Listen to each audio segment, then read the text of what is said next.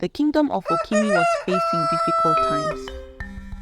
King Nazo was a young and cruel king who ruled his kingdom with an iron fist, showing no compassion to his people. He took whatever he wanted and did whatever he pleased, and no one dared question him. He was drunk with power because he became a king at a young age. One day, while taking a stroll by himself in the village, he saw a beautiful woman named Ada returning from the farm.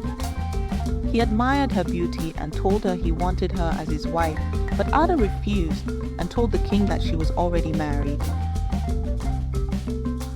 But the king wanted her for himself. No one said no to the king, he thought to himself. When King Nazo got to the palace that day, he was angry that the woman refused his proposal. He felt that any woman would be happy to be queen. So he ordered his guards to bring Ada to the palace and to use force if required. But Ada refused to follow them, saying she loved only her husband. Ada's husband wanted to defend his wife, so he got into a fight with the king's guards. However, the guards were strong and overpowered him, and Ada and her husband died in the process. However, the couple had a little son, Osita, who was only 2 years old. With no one else to care for the small boy, Ada's sister Ama offered to raise Osita as her own child. So little Osita went to live with Auntie Ama, unaware of the tragic events that had happened to his parents. 23 years passed, and Osita was now a young boy helping Auntie Ama on their small farm. He often wondered about his real mother and father, but Ama did not want to share the painful story until he was older. One day, a lot of fish suddenly died in the kingdom's main river. The people were worried and angry about the situation, as they usually fished in the river to eat and to sell to other villages, so they cried out to their king.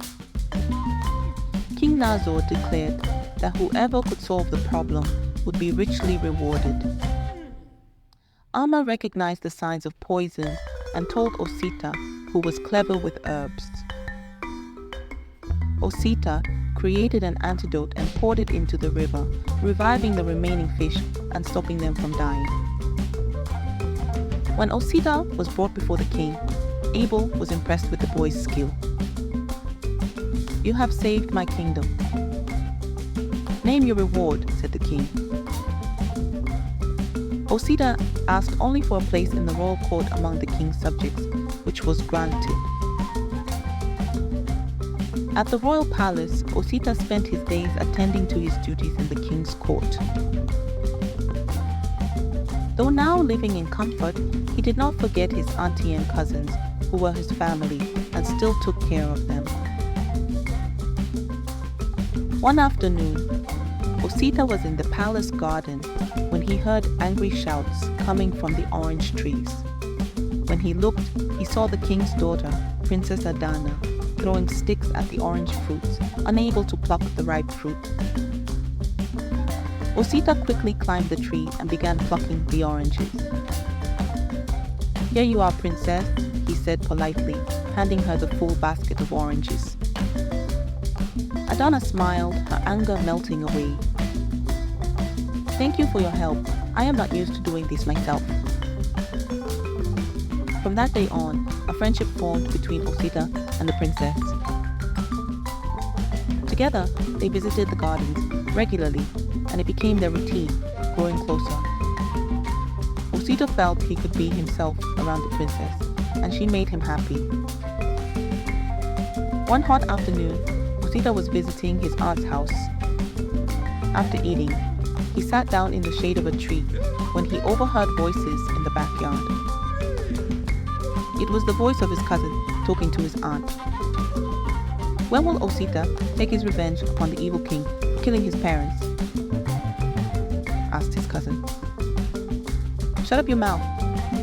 Don't you know Osita is outside, and I have not told him the story of how his parents died," she replied. Osita was shocked. So this was why he was raised by Amma. His real father and mother had been murdered by King Nazor's command. He confronted Auntie Amma, who narrated to him about his parents' death. Osita was angry. Then Princess Adana approached from behind. "Osita, I have come to..." She froze, noticing the shock and anger on his face. "Leave me alone," cried Osita, running off into the forest. Adana hurried after him, pleading for him to stop. Through tears, Osita told her all he had just learned about his tragic origins.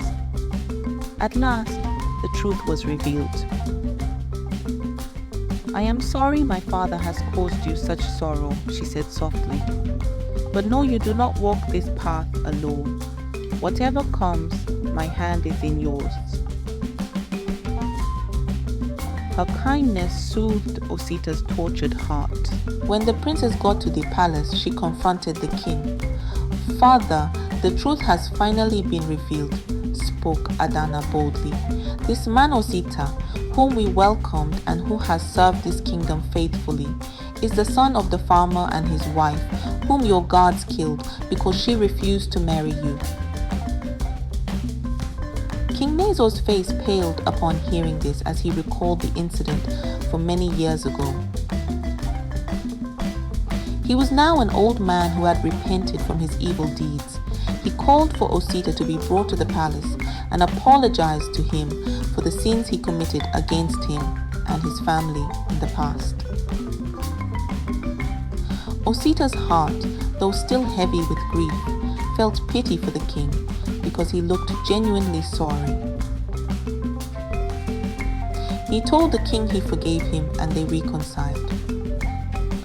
Osita later married the princess and became next in line for the throne. The kingdom was peaceful and prosperous under his reign because he and his queen were kind-hearted and wise rulers.